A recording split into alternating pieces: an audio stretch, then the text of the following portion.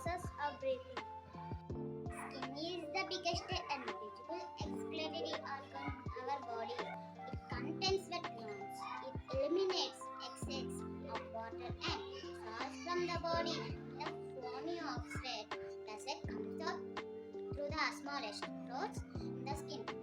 We have two kidneys located in the abdominal cavity, one on either side of the spine. Kidneys are bean-shaped organs. They filter the blood, remove impurities from it. These impurities sent out in the form of urine. The system which removes excess unnecessary materials from the body. Use of an organism is called excretory system. Our body has three major excretory organs like kidneys, lungs, and skin.